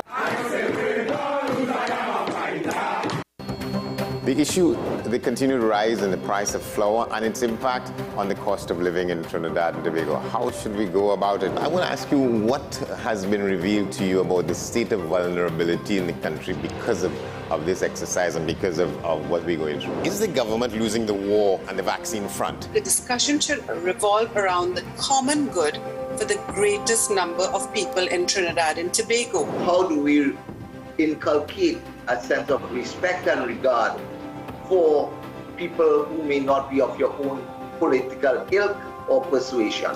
The communities are now being used by political opportunists. So when the tables are turned, it's the same way. Okay, this has been 10 questions. I'm Andy Johnson, and we'll see you next time. People really want to know, what about me? Where do I fit? Yes. What is in the ride for me in terms of a better Trinidad and Tobago? And I'm pleased to shed some light on that. The purpose of bail is to ensure your attendance at court. That's it. It is not punitive, it is not rehabilitative. We, the police officers, we are professional, and we are here for whenever the survivor is ready to come forward. We have the right to private and family life, the right to religious freedoms and beliefs and thoughts and expression. But these rights are not absolute. Certain rights can be limited. The law is to govern the whole, it's for all of us in public.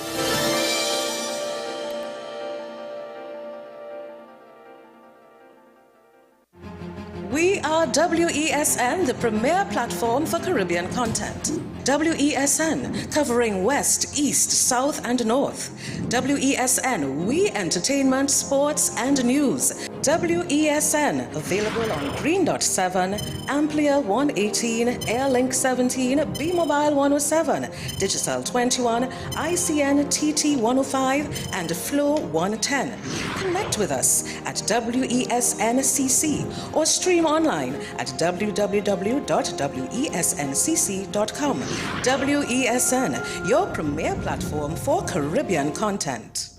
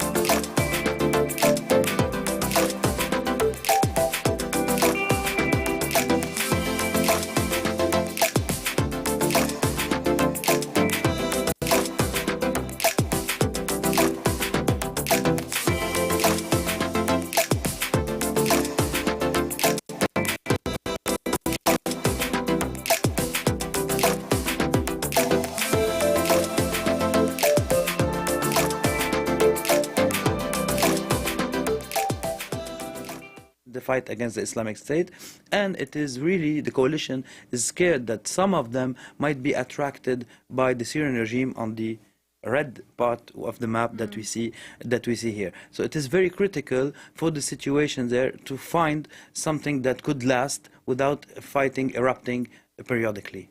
And Wasim, fighting is also going on elsewhere in Syria, particularly further north from Deir ez-Zor in the province of Aleppo. To what extent is that linked with this fighting in Deir ez-Zor? Well, it looks not linked, but it is actually linked, because when the fighting began in Deir ez-Zor a few weeks back, there was a big uprising of the clans that are present in the areas of the Syrian rebels in northern Syria. So all this help that they wanted to give to their fellow clan members in the east was massing in the areas that are held by Syrian rebels backed by Turkey, in this area in clear red, green that we see. But since a week, many of those decided to stay there, because at the same time there's another play ongoing, and we talked about it here, that all this military mobilization, it changes the equilibrium in the areas held by Syrian rebels, either Tahrir al-Sham HTS or other backed by Turkey. And here we see photographs from the last fighting, and each photo was taken in one of the localities, and this is drone footage, one of the localities that were controlled by factions that are close to Hayat Tahrir al-Sham. So Hayat Tahrir al-Sham, they were waiting for it from actually the west, from Idlib, so it came from the east by turning other factions. And here is a public demonstration in Al-Bab refusing the intervention of Hayat Tahrir al-Sham because the situation is politically very critical, and as the Americans are staying and back and looking at what's happening in Deir ez-Zor, the Turks are doing the same in this area. They are back, they are trying to see who's going to take the upper hand. And here what we see are other forces that came into the same area that we saw in order to stop the fighting and to implement a deal that was cut, meaning those who had the upper hand militarily close to HTS will keep those villages, will be a prisoner exchange, and then we'll see what will happen next, knowing that even on the Turkish side, some in the Turkish authorities prefer to have one strong party to talk to than many weak parties to talk to. All right, Wasim Nasser, thank you very much indeed for coming in to explain that story to us. Wasim Nasser, our terrorism expert for us there. Now, is a government's failure to take action against climate change a violation of human rights? That is the argument of 6 Portuguese young people who are taking not just their own government, but 23 European states to court today. It is the largest climate case ever to be heard at the European Court of Human Rights. And to tell us a bit more, here's France 24's Kamina Delek. These siblings from Portugal are taking 32 countries to court. They're part of a group of climate activists aged 11 to 24 who are finally presenting a landmark case before the European Court of Human Rights, accusing states of failing to do enough to protect them from climate change. Sofia was only 12 when she decided to take action. What I feel most is frustration in the face of the inaction of governments. They say it's a secondary concern instead of making it a priority. Protecting the planet is as important as protecting the economy. It's all linked. The move was sparked by the wildfires that devastated Portugal in the summer of 2017, killing more than 100 people. The 6 young activists accused the 27 European member states, as well as Russia, Turkey, Switzerland, Norway and the UK, of not sufficiently limiting their greenhouse gas emissions, and that the consequences are affecting their living conditions and health. There has been cases taken by young people about climate change in other courts around the world before, but this is the first case to be filed with the European Court of Human Rights, and it's the first case to be heard by the court relating to the rights of young people. All they want is governments to do what is necessary to safeguard their futures. More than 80 lawyers are expected in court to represent the accused countries.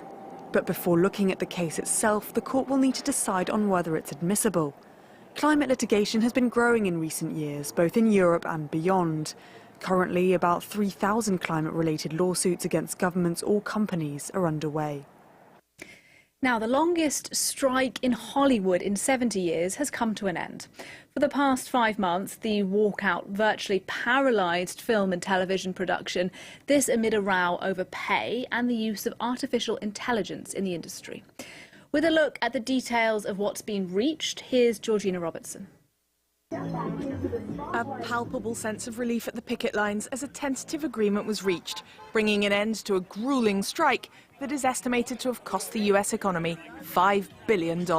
Oh, I was just thrilled at the news that the WGA had come to some terms with the AMPTP. And I think it sounds like we made inroads in every way that we needed to. Writers in Hollywood put down their pens in May for a star-studded strike that pitted creative workers against executives. In the negotiations, writers have won a pay increase. 5% now, then a further 4% in May 2024, and then another 3.5% in May 2025. Health and pension contributions are also set to increase, and the negotiations have secured higher streaming residuals and greater transparency of platform viewing data. Artificial intelligence safeguards. The artificial intelligence landscape is so rapid that I think part of the reason we needed to strike was to make sure that we secured stability for ourselves before we get outpaced by something that we can't predict. The agreement is clear that AI-generated materials need to be disclosed and that its writing is still overseen by a human being. While the actors' strike continues, Hollywood writers can now get back to work. Though the agreement needs to be officially ratified by the 9th of October, if signed, it will hold until May 2026. Finally, just some football news for you. It has now been confirmed that Morocco will host the Africa Cup of Nations in 2025. This is the continent's most popular sporting event, and the decision is a boost to Morocco's hopes of co-hosting the World Cup as well in 2030 with Portugal and Spain. So congratulations to Morocco for at least hosting it, and we'll see how well they do in the tournament, quite a while away. That's it for this news programme. Thanks for watching, and do stay with us.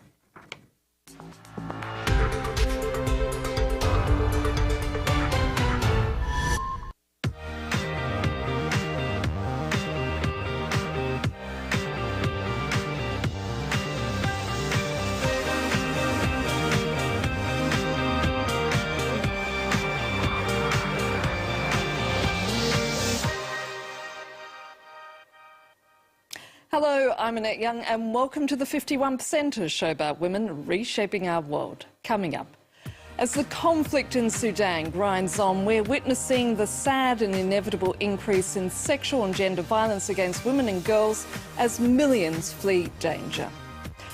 Also, the ongoing struggle for women to be taken seriously and why we lack authority in the minds of so many men. I'll be talking shortly to renowned UK journalist and author Marianne Sieghart, who's written a book entitled, appropriately enough, The Authority Gap.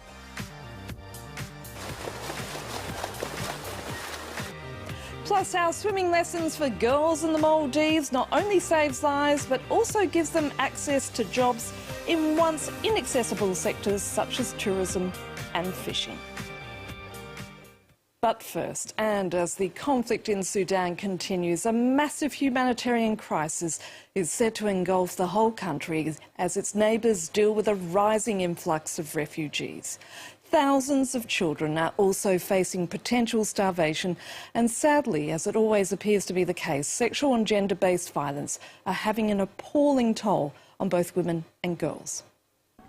Her newborn on her lap, this Sudanese woman has a brief moment of respite in this refugee camp in Chad.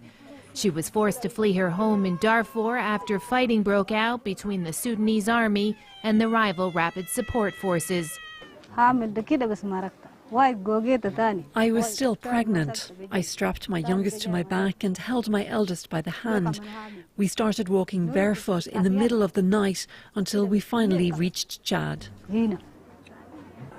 Over 378,000 Sudanese people, many women and children, have sought refuge in neighboring Chad. They've escaped the shelling, but must now face the threat of hunger. Mothers are facing serious difficulties feeding their children, and we have to deal with numerous cases of malnutrition.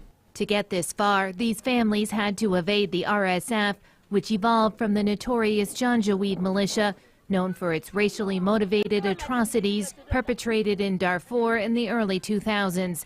Since the start of the conflict, there's been an uptick in militia attacks in what the UN warns could be a targeted campaign of ethnic cleansing. My wife and children left for Chad before me. The Janjaweed militias attacked them on the way while they were near a river. A bullet struck my wife and broke her leg instantly. Attacks have particularly targeted the Masalit ethnic group. There's growing evidence of widespread sexual violence being perpetrated against women and girls. The UN is sounding the alarm. It's appealing for $1 billion to provide essential aid and protection to all refugees fleeing the conflict in Sudan. Now, this is something most likely all of us as women can relate to. The fact that we are not taken seriously. Either we are belittled, undermined, interrupted or mocked. It so infuriated Marianne Sieghart that she wrote a book about it entitled The Authority Gap: Why Women Are Still Taken Less Seriously Than Men and What Can We Do About It. Marianne is also a well-known English journalist, broadcaster and former assistant editor of The Times, and she joins me now from London. Marianne, thank you so much for your time. I rattled off many of your accomplishments because, like so many of us women, It's not often assumed that you bring something to the table, either literally or metaphorically, Marianne. That's so right. So women are twice as likely as men to say that they have to provide evidence of their competence, because people assume they're not going to be good until they prove that they are. And nearly twice as likely as men to say that people are often surprised at their abilities. And what we tend to do is to assume that a man knows what he's talking about until he proves otherwise, whereas for a woman, it's all too often the other way around. And as a result of that, we do underestimate women. We often patronize them. People interrupt them, talk over them, listen to them less attentively than they do to men. They tend to challenge their expertise much more, and they often resist their authority if women are in a position of authority over them. And this is what I call the authority gap. It's even happened to you, I understand, when you attended a dinner party. Well, yes, it was actually a dinner at a conference, and I was sitting next to a fellow delegate, a man, and he asked me what I did. And I led a portfolio career, so I said, well, I write a column about politics for The Independent, and I make radio programmes for the BBC, and I'm on a couple of commercial boards, and I chair a think tank. I'm on the Council of Tate Modern, you know, and I ran off this list. And he said, "Ooh, you're a busy little girl." I was 50. I was older than the then Prime Minister. There is no way that he would have called a man of my age a busy little boy. How does society suffer as a result of this constant underestimation of women's capabilities? Well, what happens is that because employers promote women less fast than men because of this constant underestimation, they're actually only using half of the talent pool properly. They are missing out on fantastic talent in the middle and the top of their organisations. And so society actually loses out that way. But actually men lose out too, because if men don't respect women equally, women really notice and they really dislike it. And believe me, we can tell if a man respects us, listens to us, doesn't underestimate us. We love men like that. And all the academic research shows that both in more egalitarian countries and in more egalitarian relationships in which the man and the woman share the chores and the childcare pretty equally, not only are the women healthier and happier, which you might expect, less resentful, less exhausted, and the children are healthier and happier, and they do better at school, they get on much better with their dads. But the men themselves are actually happier and healthier. You might not expect that. They are twice as likely to say they're satisfied with their lives, nearly half as likely to be depressed, much less likely to get divorced. They tend to smoke less, drink less, sleep better, take fewer drugs. And here's the absolute clincher, they get more frequent and better sex. So guys, this is really in your interest. And some women, however, do play up to that underestimation, calling it a secret power. But is that just playing into the status quo as opposed to challenging deeply held cultural biases? Yeah, it is, absolutely. It's making the best of a bad job. You know, they think, well, if I can't rise on merit, then I'm just going to have to use other tactics. So it's a way of getting round the authority gap. But, you know, let's actually be straightforward about it and say women are just as intelligent as men. We know that. At every academic level, women actually outperform men from kindergarten right through to PhDs. We are just as good as men, and it's time that people treated us that way. So, Marianne, the inevitable question is, what can we do about it? Well, in my last chapter, I counted the other day, I have 140 solutions. You'll be pleased to hear there isn't time to go through them all now. But we can all, as individuals, examine our bias and just notice when it comes to mind and then correct for it. I mean, it's called unconscious for a reason. We don't generally do it on purpose, but we can notice when it manifests itself. You know, we can notice if we're interrupting women more than men, or if we're not listening to what a woman has to say in the same way that we would to a man, or if when we walk up to a man and a woman together, we automatically address the man first. We can start correcting for that sort of behaviour. We can also affirm what a woman says at a meeting if it's interesting. Men will affirm other men, but they very rarely affirm other women. And actually, women aren't very good at affirming other women either. So, you know, if you make a good point, I can say, oh, yeah, I really agree with what Annette said there. That was great. Or if you make a point at a meeting and no one takes any notice until a man repeats it 10 minutes later and suddenly it's treated like the second coming, I can say, oh, I'm so glad you agreed with what Annette said earlier. Or if somebody interrupts you, I can say, hang on, I was really interested in what Annette was saying there. So we can act as allies to other women. And I would really hope that men would do that too. Marianne Sickhart, it's been a pleasure speaking to you. Thank you so much. Thanks very much. Now, mention the country Maldives and people immediately think of a wonderful holiday destination. More than 80% of its 1,100 islands are only a metre above sea level, yet a significant number of young women don't know how to swim, which means some jobs, such as in the tourism and fishing sectors, are inaccessible. Our team on the ground sent us this report on how swimming lessons offer a lifeline to many women in more ways than one. On the island of Rajdu, most of the women can't swim. This is the first time these women get this deep in the ocean. And skull and breathe, yes. Continue the kick, continue the kick. Located in the middle of the Indian Ocean, the Maldives is surrounded by water. Yet, only a handful of people can swim, and most of them are men. This realization prompted swimming instructor Aminat Zuna to set up the Ocean Women Project in 2019 to encourage women to take up swimming. Women avoid the sea for many reasons, but especially those who wear the hijab. They don't feel comfortable going to the sea and coming home in wet clothes that stick to their bodies.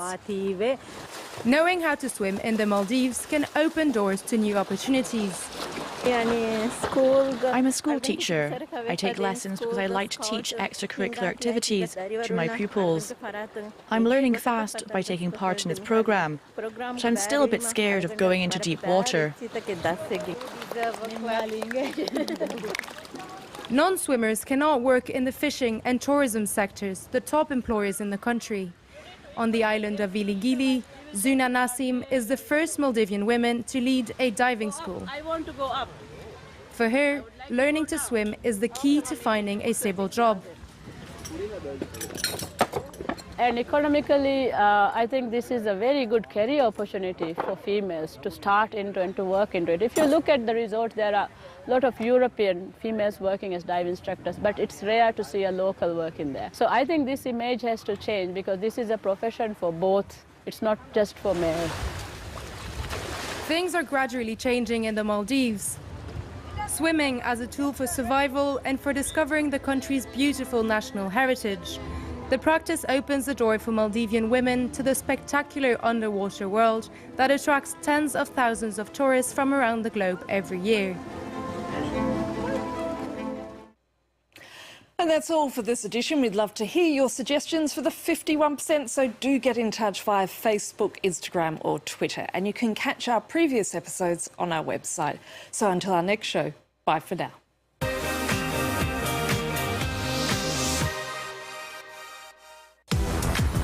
People and Profit, your business show that goes beyond the numbers and the corporate jargon.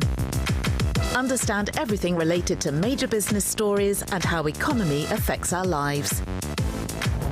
People and Profit on France 24 and France24.com.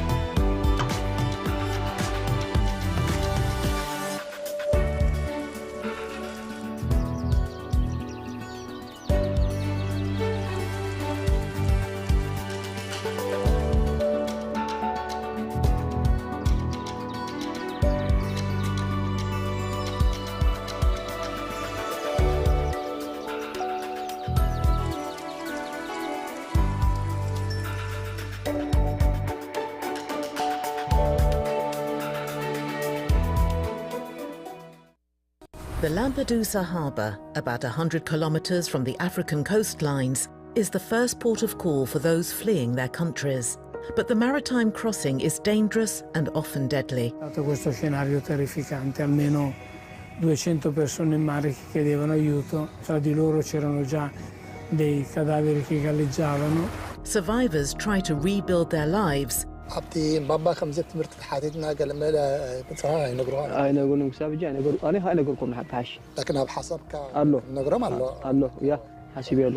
a continent struggling to accommodate them. Poi riportarli indietro, aiutarli nel loro paese a sta gente, perché poveri disgraziati non cosa devono fare. Lampedusa Revisited on France 24 and France24.com.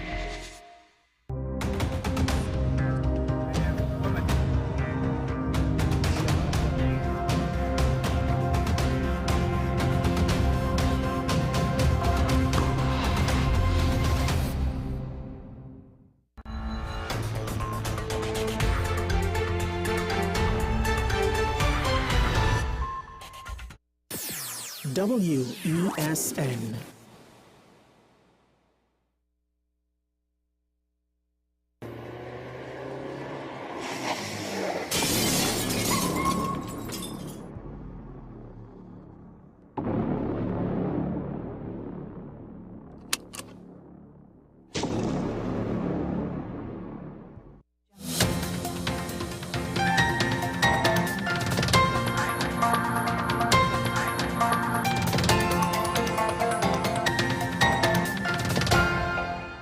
This is WESN's news. Thank you for joining us. Here are the headlines.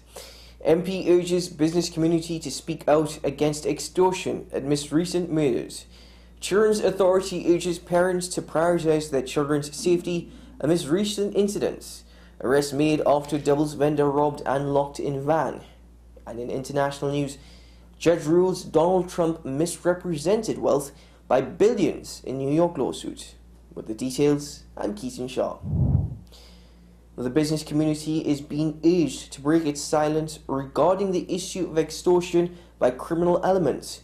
Member of Parliament and Shadow Minister of National Security, Rudal Munilal, has emphasized the gravity of the situation, calling for immediate action. In a press conference held on Tuesday, Dr. Munilal stressed the need for businesses to step forward and voice their concerns, emphasizing the urgency of addressing this problem. He advocated for a comprehensive review of existing laws that pertain to such illicit activities. This call to action comes in the wake of a tragic incident that unfolded on Sunday, resulting in the death of two businessmen. Chris Ramsrine, aged 54, was fatally shot 16 times, alongside his friend Rishi Joseph, aged 44, who was also killed during an attack at Joseph's residence in St. Helena at approximately 4:30 p.m. While suspicions have arisen regarding potential gang involvement in extorting business owners in the Piarco and St. Helena areas, a close relative of the victims have dismissed such claims, shedding further light on the complexities of this troubling issue. The Children's Authority of Trinidad and Tobago reiterates the safety message for parents and guardians. The Children's Authority is once again emphasizing the paramount importance of prioritizing children's safety. This plea arises in light of ongoing incidents in which children have tragically lost their lives. The authority underscores the necessity of ensuring that activities involving children are conducted with the vigilant supervision of a trusted adult. They stress that children who lack proper supervision are at heightened risk of encountering accidents, harm, and potential abuse. Two individuals from Enterprise are set to face charges following a robbery incident. Reports state that they robbed a doubles vendor of his valuables and trapped him inside the van he was driving. The victim was operating his Hyundai H100 van along Mangrove Street, Endeavour Road, in Chagonas at around 1 p.m. on Monday, when he was accosted by four individuals, two of whom brandished firearms.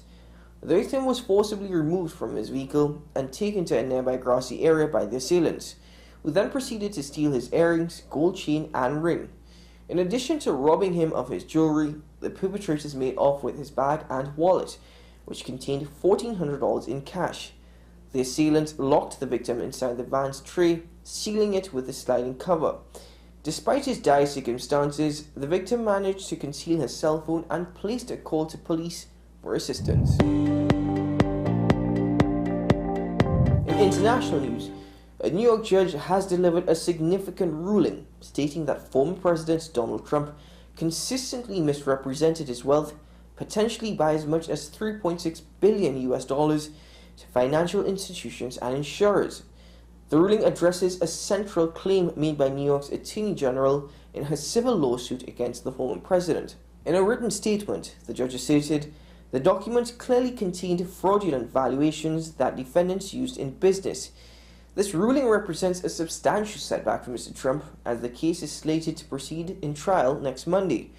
In a response to the judge's decision, an attorney representing Mr. Trump decried it as a miscarriage of justice in a statement issued on Tuesday evening. That's WESN's news. Thank you for joining us. I'm Keaton Shaw. Join us at the top of the hour.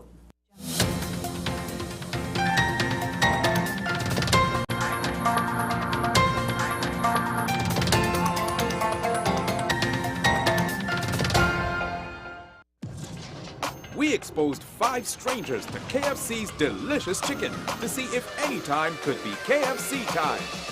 And at the first bite, the party began. We repeated the experiment during the day, during business hours, on weekends, with sunshine, with rain. And it's confirmed. KFC's flavor makes anytime KFC time. KFC, it's finger licking good. WESN.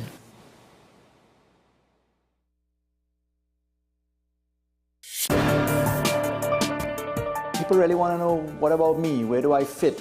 Yes. What is in the ride for me in terms of a better Trinidad and Tobago? And I'm pleased to shed some light on that. The purpose of bail is to ensure your attendance at court. That's it. It is not punitive, it is not rehabilitative. We, the police officers, we are professional, and we are here for whenever the survivor is ready to come forward. We have the right to private and family life, the right to religious freedoms and beliefs and thoughts and expression. But these rights are not absolute. Certain rights can be limited. The law is to govern the whole, it's for all of us in public.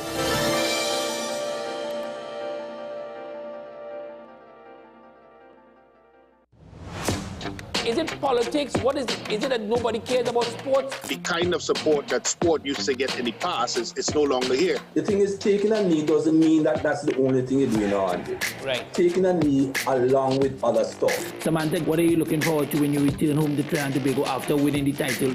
Thank you very much for speaking it into existence. Is there no pressure on Nicholas Ball? It makes me more motivated to work hard and to go out there and rep the red, white and black. Why are we sending a team to the Winter Olympics? There are a number of Trinbagonians who are in the diaspora and have grown up in winter sport. It's an opportunity that the Trinidad and Tobago Olympic Committee will not close the door on. I also believe in the players that we have. Once you can motivate the players, you can get the best out of them. The issue, the continued rise in the price of flour and its impact on the cost of living in Trinidad and Tobago. How should we go about it? I want to ask you, what has been revealed to you about the state of vulnerability in the country because of this exercise and because of what we're going through? Is the government losing the war on the vaccine front? The discussion should revolve around the common good for the greatest number of people in Trinidad and Tobago. How do we inculcate a sense of respect and regard for people who may not be of your own political ilk or persuasion? The communities are now being used by political opportunists. So when the tables are turned, it's the same way. Okay, this has been 10 Questions. I'm Andy Johnson, and we'll see you next time.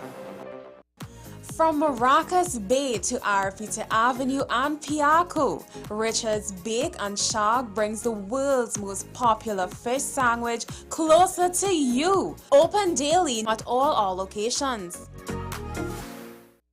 You gave us the inspiration to be first. We gave you the solutions that put you first. You walked with us side by side, and we continue to serve you with pride. First Citizen celebrates with you 30 years of achieving dreams, shaping success stories, and painting brighter futures together. And together, we'll accomplish so much more. First Citizens, together, 30 and beyond.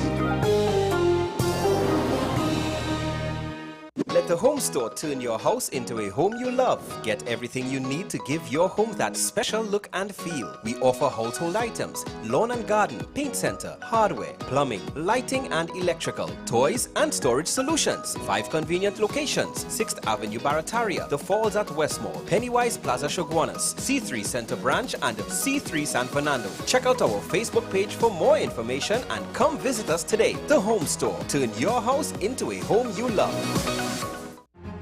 We are WESN, the premier platform for Caribbean content. WESN, covering West, East, South, and North. WESN, we entertainment, sports, and news. WESN, available on Greendot 7, Amplia 118, Airlink 17, Bmobile 107, Digicel 21, ICNTT 105, and Flow 110. Connect with us at WESNCC or stream online at www.wesncc.com. WESN, your premier platform for Caribbean content. Living in victory every day.